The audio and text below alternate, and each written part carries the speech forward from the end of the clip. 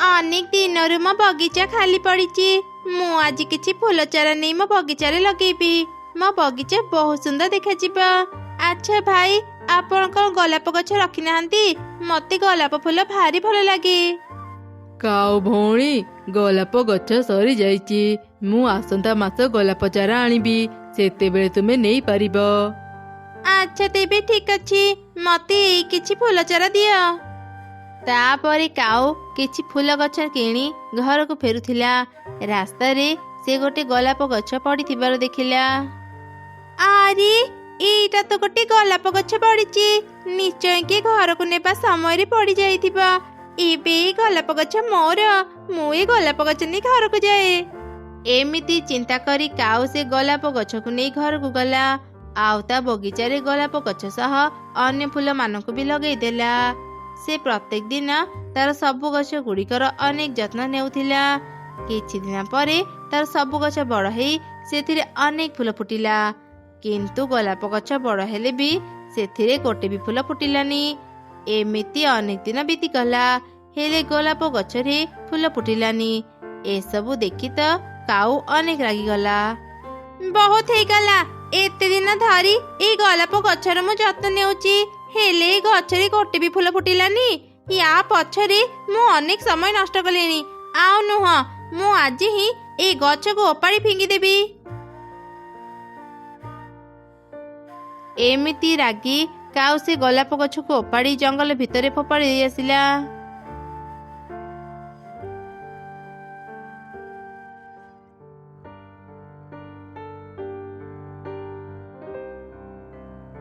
मामा काली आम स्कूल छुट्टी, चलो ना माँ काली आमे समुद्र देखिबा को जिबा। अनेक दिन हेई गलानी आमे समुद्र बुलिबा को जाई नाहंती। अच्छा ठीक अछि रे माँ, आगो मु काम सारे तापरे बुलिबा को जिबा।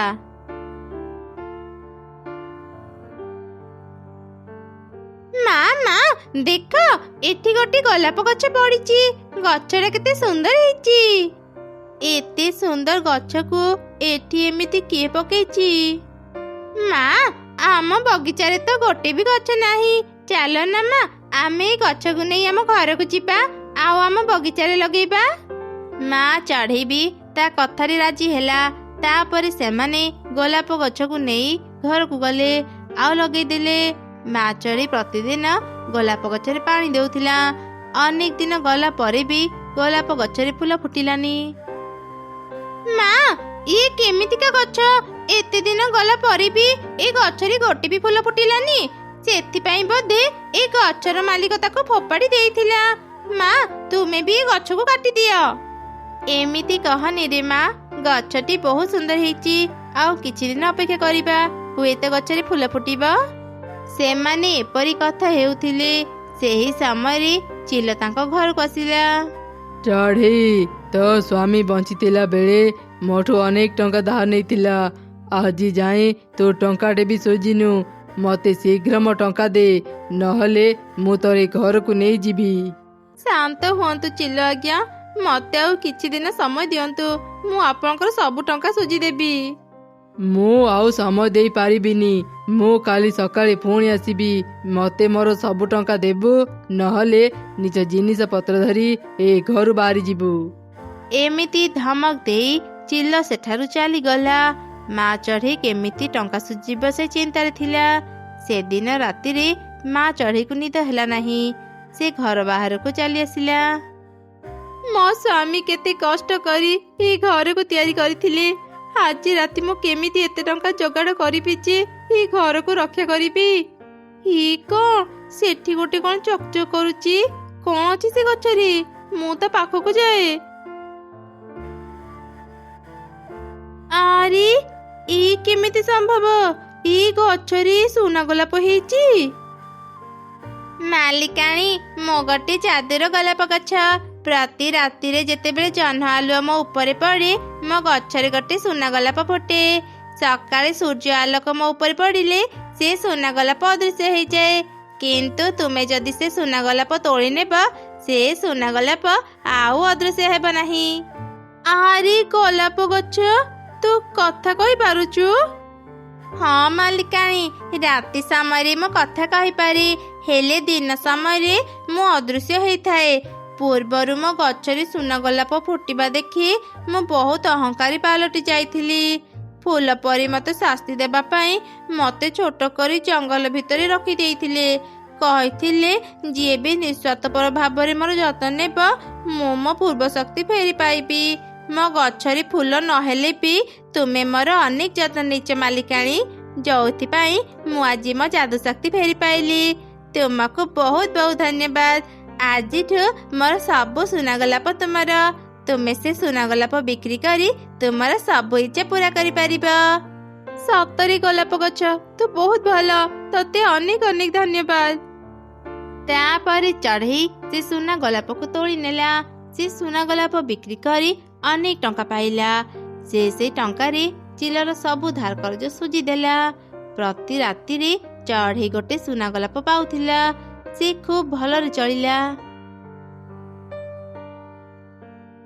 ଅନେକ ଦିନ ହେଇଗଲାଣି ମୁଁ ମୋ ସାଙ୍ଗ ଚଢ଼େଇ ଘରକୁ ଯାଇନି। କେଜାଣି ସେ କେମିତି ଥିବ। ଚାଲ ମୁଁ ଆଜି ତା ଘରକୁ ବୁଲିବା ପାଇଁ ଯିବି। ମୋର ଆଜି ଚଢ଼େଇ କଥା ବହୁତ ମନେ ପଡୁଛି। ଏମିତି ଚିନ୍ତା କରି କାଉ ଚଢ଼େଇର ଘରକୁ ଗଲା। କାଉ ଆଉ ଚଢ଼େଇ ଖୁବ ଭଲ ସାଙ୍ଗ ଥିଲେ। କାଉ ଚଢ଼େଇ ଘରେ ପହଞ୍ଚିବା ପରେ ଚଢ଼େଇ ତାକୁ ଦେଖି ବହୁତ ଖୁସି ହେଇଗଲା। ଆରେ ସାଙ୍ଗ, ଏତେ ଦିନ ପରେ ଯାଇ ମୋ କଥା ତୋର ମନେ ପଡ଼ିଲା। ତୁ କେମିତି ଅଛୁ? ଆ ଘର ଭିତରକୁ, ଆଜି ଆମେ ମନ ଭରି କଥା ହେବା। ହଁ ହଁ, ଆମେ ଘର ଭିତରକୁ ତ ଯିବା। ତା ଆଗରୁ ଆଗ କହିଲୁ, ଏତେ ସୁନ୍ଦର ବଗିଚା ତୁ କେମିତି ତିଆରି କରିଛୁ? ଆରେ ଏଇ ଗଛଟା କେମିତିକା ଗଛ? ଏଥିରେ ତ ଗୋଟେ ବି ଫୁଲ ନାହିଁ। ଜାଣିଛୁ ଚଢ଼େଇ, ଏମିତିକା ଗୋଟେ ଗୋଲାପ ଗଛ ମୋ ପାଖରେ ଥିଲା। ଫୁଲ ନ ଫୁଟିବା ଯୋଗୁଁ ମୁଁ ତାକୁ ଫିଙ୍ଗି ଦେଇଛି। ଆରେ କାଉ, ଏଇ ଗଛକୁ ମୁଁ ଲଗେଇନି। ଏଇ ଗଛକୁ ମୁଁ ରାସ୍ତାରୁ ପାଇଥିଲି। ଆଉ ଗୋଟେ କଥା ଜାଣିଛୁ, ଏଇ ଗଛ ସାଧାରଣ ଗଛ ନୁହଁ, ଯାଦୁର ଗଛ। ଏମିତି ମା ଚଢ଼େଇ କାଉକୁ ସବୁ ଘଟଣା କହିଲା। ସବୁ ଶୁଣି କାଉ ଜାଣିଗଲା ସେ ଯେଉଁ ଗୋଲାପ ଗଛକୁ ଫିଙ୍ଗି ଦେଇଥିଲା, ଚଢ଼େଇ ସେଇ ଗୋଲାପ ଗଛ ପାଇ ଆଣିଛି। ତା ମାନେ ମୁଁ ଯେଉଁ ଗୋଲାପ ଗଛକୁ ଅଦରକାରୀ ଭାବି ଫିଙ୍ଗି ଦେଇଥିଲି, ଚଢ଼େଇ ସେଇ ଗୋଲାପ ଗଛକୁ ପାଇଛି। ଏହେ, ମୁଁ କେତେ ବଡ଼ ଭୁଲ କରିଦେଲି। ଆଗରୁ ଯଦି ଜାଣିଥାନ୍ତି ସେ ଗଛରେ ସୁନା ଗୋଲାପ ଫୁଟିବ, ମୁଁ ତାକୁ କେବେ ଫିଙ୍ଗି ନଥାନ୍ତି। ମୁଁ ସେ ସୁନା ଗୋଲାପ ଚଢ଼େଇ ପାଖରୁ ନେଇକି ରହିବି। ଚଢ଼େଇ, ଏଇ ଗୋଲାପ ଗଛ ମୋର। ମୁଁ ତାକୁ ଛୋଟରୁ ବଡ଼ କରିଛି। ସେ ସୁନା ଗୋଲାପ ଉପରେ କେବଳ ମୋର ଅଧିକାର ଅଛି। ତୁ ଏମିତି କ'ଣ କହୁଛୁ କାଉ? ତୋର ଯଦି ସୁନା ଗୋଲାପ ଦରକାର, ତୁ ରାତିରେ ଆସି ସୁନା ଗୋଲାପ ନେଇପାରିବୁ। ନା, କେବଳ ସୁନା ଗୋଲାପ ନୁହଁ, ମତେ ପୁରାପୁରି ଗଛ ଦରକାର। ମୁଁ ଆଜି ହିଁ ଗଛକୁ ନେଇ ଚାଲିଯିବି। ଚଢ଼େଇ କାଉକୁ ମନା କଲା ନାହିଁ। କାଉ ସେ ଗୋଲାପ ଗଛକୁ ଓପାଡ଼ି ନିଜ ସାଙ୍ଗରେ ନେଇଗଲା ଆଉ ନିଜ ଘରେ ଲଗେଇଦେଲା।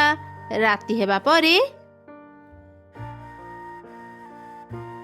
ଆରେ ବାଃ, ସତରେ ତ ଗଛରେ ସୁନା ଗୋଲାପ ଫୁଟିଛି। ମୁଁ ଏବେ ଅନେକ ଧନୀ ହେଇଯିବି। ହା ହା ହା। କାଉ ଏମିତି ଚିନ୍ତା କରି ଯେମିତି ସୁନା ଗୋଲାପ ତୋଳିବାକୁ ଗଲା, ସୁନା ଗୋଲାପଟି ଗୋଟେ ସାପରେ ବଦଳିଗଲା। ଏଇଟା ତ ଗୋଟେ ସାପ। ସୁନା ଗୋଲାପ ବଦଳରେ ଏ ସାପ କୋଉଠୁ ଆସିଲା? ବଞ୍ଚାଅ, ବଞ୍ଚାଅ। ଲୋଭୀ କାଉ, ତୁ କ'ଣ ଭାବିଥିଲୁ ତୁ ସୁନା ଗୋଲାପ ପାଇବୁ? ମୋ ସୁନା ଗୋଲାପ ତୋ ଭଳି ଲୋଭୀ ପକ୍ଷୀଙ୍କ ପାଇଁ ନୁହଁ।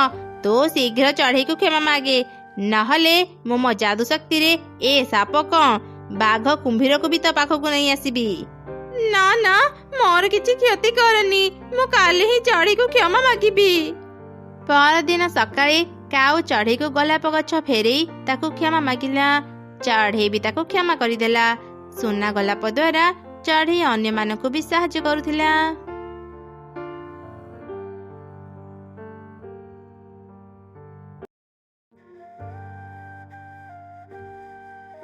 ଆରେ ରିନୁ, ମୁଁ ଏବେ କାମକୁ ଯାଉଛି। ତୁ ମୋ ଝିଅ ରୋଜିକୁ ଠିକ୍ ସମୟରେ ଖାଇବାକୁ ଦେବୁ। ତାର ଦେଖାଶୁଣା କରିବା ପାଇଁ ହିଁ ମୁଁ ତତେ ବାହା ହେଇଛି, ବୁଝିଲୁ? ତୁମେ ଚିନ୍ତା କରନି, ରୋଜି ଏବେ ଶୋଇଛି। ସେ ଉଠିଲେ ଠିକ୍ ସମୟରେ ମୁଁ ତାକୁ ଖାଇବାକୁ ଦେବି। ଆଚ୍ଛା ଠିକ୍ ଅଛି, ମୁଁ ଏବେ ଯାଉଛି।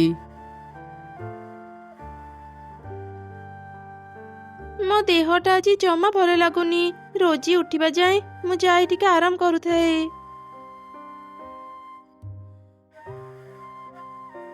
ମା, ଏ ଯାଇ ଶୋଇଛ? ଶୀଘ୍ର ଉଠ, ମତେ ଭୋକ ଲାଗିଲାଣି। ଯାଅ ମୋ ପାଇଁ ଖାଇବା ବାଢିବ। ମାରି, ଆଜି ମୋ ଦେହଟା ଜମା ଭଲ ଲାଗୁନି। ମୁଁ ଖାଇବା ରୋଷେଇ କରିଦେଇଛି। ଯା ମା, ଖାଇବା ବାଢି ଖାଇନେବୁ। ମୁଁ ଆଜି ଫଳ ବିକ୍ରି କରିବାକୁ ବି ଯାଇପାରିବିନି। ଆଜି ଗୋଟେ ଦିନ ମୁଁ ଘରେ ରହି ଆରାମ କରେ। ସାମାନ୍ୟ ଦେହ ଖରାପରେ ଏମିତି ମରିଗଲାଙ୍କ ପରି କାହିଁକି ହେଉଛ? ଭୁଲି ଯାଉନି, ମୋ ଦେଖାଶୁଣା କରିବା ପାଇଁ ହିଁ ବାପା ତୁମକୁ ବାହାଇଛନ୍ତି। ମୋ କଥା ଯଦି ନ ବୁଝିବ ମୁଁ ବାପାଙ୍କୁ କହିଦେବି ତୁମେ ମତେ ଠିକରେ ଖାଇବାକୁ ଦେଉନ। ତାପରେ ଯେତେବେଳେ ବାପା ତୁମକୁ ପିଟି ପିଟି ଏ ଘରୁ ବାହାର କରିଦେବେ ତୁମର କଣ ହେବ ତୁମେ ନିଜେ ଜାଣିବ।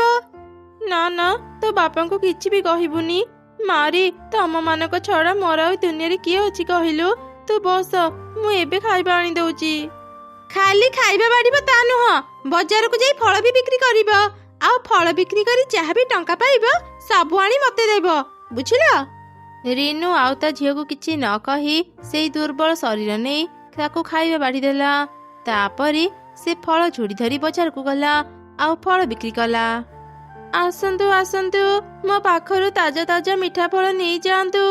ଆସନ୍ତୁ ଆସନ୍ତୁ, ଫଳ ନିଅନ୍ତୁ। ସେଦିନ ଚଢ଼େଇର ଗୋଟେ ବି ଫଳ ବିକ୍ରି ହେଲା ନାହିଁ। ସେ ମନ ଦୁଃଖରେ ବସିଥିଲା। ଆଜି ମୋର ଗୋଟେ ବି ଫଳ ବିକ୍ରି ହେଲା ନାହିଁ। ଘରକୁ ଗଲେ ମୋ ସାବତ ଝିଅ ମୋ ସହ କଣ ଯେ କରିବ କିଛି ବୁଝିପାରୁନି। ଭାରି ଶୋଷ ଲାଗିଲାଣି। ଏଇ ତ ଆଗରେ ଗୋଟେ କୂଅ ଅଛି, ଯାଏ ଟିକେ ପାଣି ପିଇ ଆସେ, ତାପରେ ଘରକୁ ଯିବି। ଏମିତି କହି ଚଢ଼େଇ ପାଣି ପିଇବା ପାଇଁ କୂଅ ପାଖକୁ ଗଲା। ହଠାତ୍ ତାର ପାଦ ଖସି ସେ ସେଇ କୂଅ ଭିତରେ ପଡ଼ିଗଲା ଆଉ ସେ ଏକ ନୂଆ ଦୁନିଆକୁ ଚାଲିଗଲା। ଆରେ କଣ, ମୁଁ ତ କୂଅରେ ପଡ଼ି ଯାଇଥିଲି। ଏ କେମିତିକା ଜାଗାକୁ ଚାଲି ଆସିଲି? ଚଢ଼େଇ ସେ ଜାଗାକୁ ଦେଖି ଆଶ୍ଚର୍ଯ୍ୟ ହେଉଥିଲା। ଠିକ୍ ସେହି ସମୟରେ କିଛି ଅଣ୍ଡା ତା ପାଖକୁ ଆସିଲେ। ଏଇ ଦେଖ, ଗୋଟେ ଚଢ଼େଇ। ଏତେ ଦିନ ପରେ ମୁଁ ଆଜି ଗୋଟେ ଚଢ଼େଇକୁ ଦେଖୁଛି। ଏ କଣ, ତମେ ମାନେ ଅଣ୍ଡା ହେଇ କଥା କେମିତି କହୁଛ? ଆରେ ଚଢ଼େଇ, ଆମକୁ ଭୟ କରନି। ପ୍ରକୃତରେ ଆମେ ଅଣ୍ଡା ନୁହଁ, ଆମେ ସମସ୍ତେ ପରି। ଗୋଟେ ରାକ୍ଷସୀର ଅଭିଶାପ ପାଇଁ ଆମେ ଏମିତି ଅଣ୍ଡା ପାଲଟି ଯାଇଛୁ। ଦୟାକରି ଆମକୁ ସାହାଯ୍ୟ କର, ଆମକୁ ଏ ଅଭିଶାପରୁ ମୁକ୍ତ କର। ମୁଁ କେମିତି ତମମାନଙ୍କୁ ସାହାଯ୍ୟ କରିବି? ମୁଁ ତ ଗୋଟେ ସାଧାରଣ ଚଢ଼େଇ। ତୁମେ ପାରିବ ଚଢ଼େଇ। ଏଇ ଜାଗାର ନାଁ ହେଉଛି ମାୟାନଗରୀ। ଆମେ ସବୁ ପରି ଏଇଠି ରହୁ। ଗୋଟେ ଦିନ ଆମ ପରିମା ବାହାରକୁ ଯାଇଥିଲେ। ଠିକ୍ ସେହି ସମୟରେ ଗୋଟେ ରାକ୍ଷସୀ ଆମ ମାୟାନଗରୀ ନେବା ପାଇଁ ଆମ ଉପରେ ଆକ୍ରମଣ କଲା। ଆମେ ସବୁ ପରି ମିଶି ତା ସହ ଲଢ଼େଇ କଲୁ ଆଉ ତାକୁ ମାରିଦେଲୁ।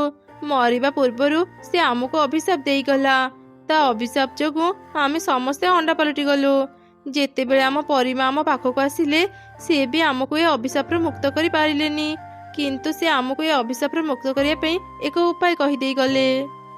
ଆଚ୍ଛା, କଣ ସେ ଉପାୟ? ଆମ ପରିମା ଆମକୁ ଏକ ଅଣ୍ଡା ଘର ଦେଇ ଯାଇଛନ୍ତି। ଏଠାକୁ ଯିଏ ବି ଆସନ୍ତି ଅଣ୍ଡା ଘର ତାଙ୍କୁ 3ଟି ପ୍ରଶ୍ନ ପଚାରେ।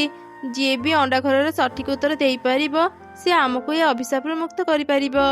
ତେବେ କଣ ଆଜି ଯାଏ କେହି ବି ସଠିକ ଉତ୍ତର ଦେଇନାହାନ୍ତି? ନା, କେହି ବି ଦେଇନାହାନ୍ତି। ଆଉ ମନ ଦୁଃଖ କରନି, ମୁଁ ତମମାନଙ୍କୁ ସାହାଯ୍ୟ କରିବି। କିନ୍ତୁ ଚଢ଼େଇ, ଆଉ ଗୋଟେ କଥା, ତୁମେ ଯଦି ସେ ଅଣ୍ଡା ଘର ପଚାରିଥିବା 3ଟି ପ୍ରଶ୍ନର ଉତ୍ତର ନ ଦେଇପାରିବ ତୁମେ ବି ଆମ ପରି ଅଣ୍ଡା ହିଁ ଏଇଠି ରହିଯିବ। ଏଠାକୁ ଅନେକ ଜଣ ଆସିଛନ୍ତି ଆଉ ଆମ ପରି ଅଣ୍ଡା ହିଁ ଏଇଠି ରହିଛନ୍ତି। ମୁଁ ଏଇଠି ରହିଗଲି ବି ମତେ କେହି ବି ଖୋଜିବାକୁ ଆସିବେନି। ମୁଁ ସବୁ ପ୍ରଶ୍ନର ଉତ୍ତର ଦେବାକୁ ଚେଷ୍ଟା କରିବି। ଚାଲ, ସେ ଜାଗାକୁ ମତେ ନେଇ ଚାଲ। ତାପରେ ସେମାନେ ଅଣ୍ଡା ଘର ପାଖକୁ ଗଲେ ଆଉ ସେ ଅଣ୍ଡା ଘରକୁ ସବୁ ଘଟଣା କହିଲେ। ଚଢ଼େଇ, ତୁ ପ୍ରସ୍ତୁତ ମୋର 3ଟି ପ୍ରଶ୍ନର ଉତ୍ତର ଦେବା ପାଇଁ? ଯଦି ତୁ ସଠିକ ଉତ୍ତର ନ ଦେଇପାରିବୁ ତୁ ବି ଏମାନଙ୍କ ପରି ଅଣ୍ଡା ହିଁ ଏଇଠି ରହିବୁ। ହଁ, ମୁଁ ଏ ବିଷୟରେ ସବୁ ଜାଣିଛି। ମୁଁ ତୁମ ପ୍ରଶ୍ନର ଉତ୍ତର ଦେବାକୁ ପ୍ରସ୍ତୁତ। ତେବେ ଠିକ ଅଛି। ମୋର ପ୍ରଥମ ପ୍ରଶ୍ନ ହେଲା ସମସ୍ତଙ୍କ ପାଇଁ ସେଇ ଗୋଟିଏ ପ୍ରଶ୍ନ, କିନ୍ତୁ ଉତ୍ତର ଅଲଗା ଅଲଗା। ଆଉ ସମସ୍ତଙ୍କ ଉତ୍ତର ବି ଠିକ। କହିଲୁ ତା କଣ? ତୁମେ ଭାବିଚିନ୍ତି ଉତ୍ତର ଦିଅ ଚଢ଼େଇ। ଅଣ୍ଡା ଘର ତୁମକୁ ଆଉ ଦ୍ୱିତୀୟ ଥର ସୁଯୋଗ ଦେବନି।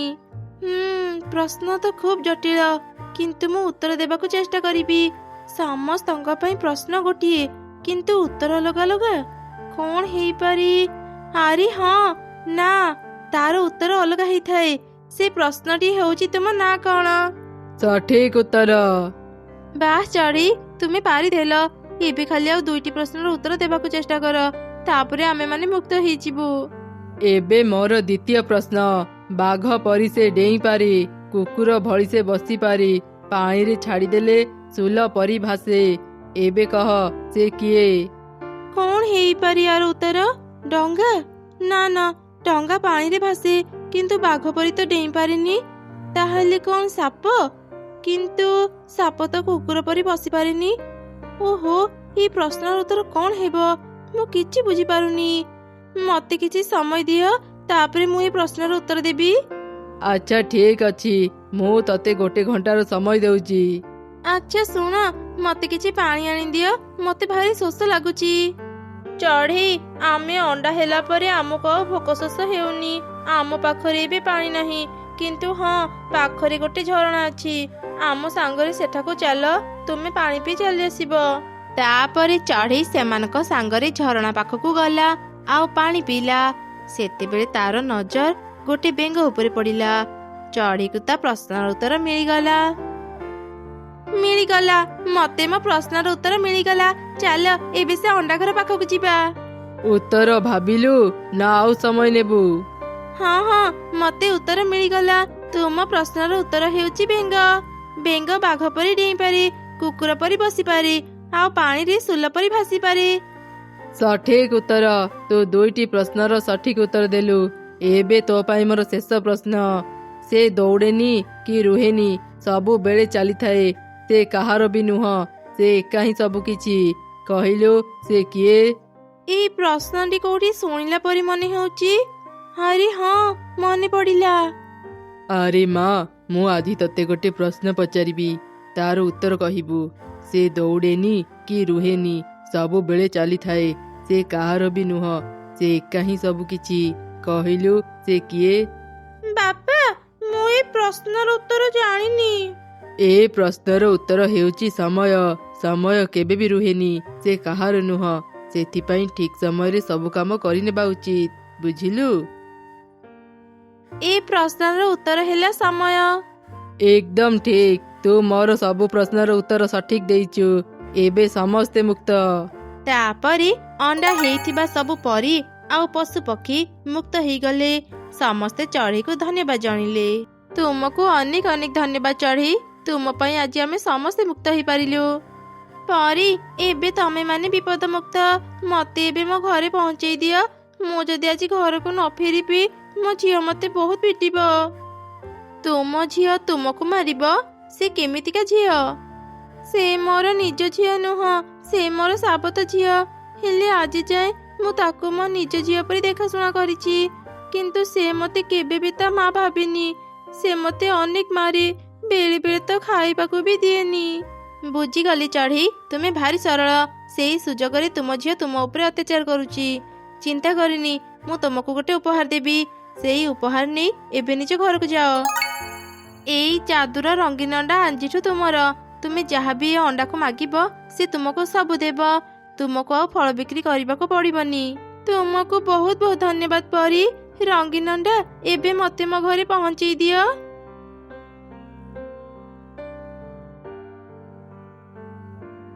ଏତେ ସମୟ ଯାଏଁ ତୁମେ କୋଉଠି ଥିଲ? ଆଜି କ'ଣ ଖାଇବା ରୋଷେଇ କରିବନି? ଦିଅ ମତେ ଫଳ ବିକା ଟଙ୍କା ଦିଅ, ଆଉ ଯାଅ ଶୀଘ୍ର ଯାଇ ରୋଷେଇ କର। କ'ଣ ମିଛ କଥା ଗୁଡା କହୁଛ? ମୁଁ ଜାଣେ କାମ ନ କରିବା ପାଇଁ ଏମିତି ବାହାନା କରୁଛ।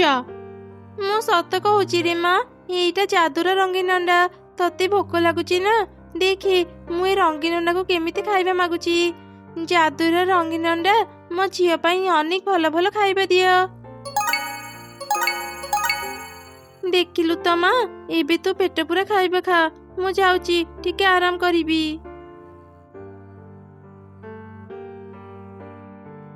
ମୋ ସାବତ ମାଙ୍କ ପାଖରେ ଯାଦୁର ଅଣ୍ଡା ଅଛି। ମୋର ସେ ଅଣ୍ଡା ଦରକାର।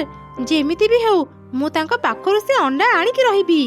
ଏମିତି ସେ ରାତି ହେବାକୁ ଅପେକ୍ଷା କଲା, ଆଉ ଅଧରାତିରେ ସେ ଚୁପ ଚୁପ ତା ସାବତ ମା ରୁମକୁ ଗଲା, ଆଉ ସେ ରଙ୍ଗୀନ ଅଣ୍ଡା ଚୋରି କରିବାକୁ ଚେଷ୍ଟା କଲା। ସେ ଯେମିତି ରଙ୍ଗୀନ ଅଣ୍ଡାକୁ ଛୁଇଁଲା, ସେ ବୁଢୀ ପାଲଟି ଗଲା। ମୋର କଣ ଅବସ୍ଥା ହେଇଗଲା? ମା ମତେ ବଞ୍ଚାଅ। କଣ ରେ ମା, ତୋର ଏମିତି ଅବସ୍ଥା କେମିତି ହେଲା? ମୁଁ କହୁଛି ଏସବୁ କେମିତି ହେଲା? ଏ ବଦମାସ ଝିଅ ତ ଯାଦୁର ଅଣ୍ଡା ଚୋରି କରିବାକୁ ଆସିଥିଲା। ସେ ତା ଭୁଲର ଶାସ୍ତି ପାଇଛି। ମା ମତେ କ୍ଷମା କରିଦିଅ, ମୁଁ ଲୋଭରେ ପଡି ଏଭଳି ଭୁଲ କରିଦେଲି। ଯାଦୁର ଅଣ୍ଡା, ଏଇ ଥରକ ମୋ ଝିଅକୁ କ୍ଷମା କରିଦିଅ। ମୁଁ ତାର ଏମିତି ଅବସ୍ଥା ଦେଖି ପାରିବିନି। ଯେତେ ହେଲେ ମୁଁ ତାକୁ ନିଜ ଝିଅ ପରି ପାଳିଛି। ଏମିତି ଶୁଣି ଯାଦୁର ଅଣ୍ଡା ରୋଜିକୁ ପୂର୍ବ ଭଳି କରିଦେଲା। ରୋଜି ନିଜ ଭୁଲ ବୁଝିପାରିଲା। ସେ ତାର ମାକୁ କ୍ଷମା ମାଗିଲା। ଆଉ କେବେ ବି ସେ ତାର ସାବତ ମା ସହ ଖରାପ ବ୍ୟବହାର କଲା ନାହିଁ। ଏମିତି ଚଢ଼େଇ ନିଜ ପରିବାର ସହ ଖୁସିରେ ରହିଲା।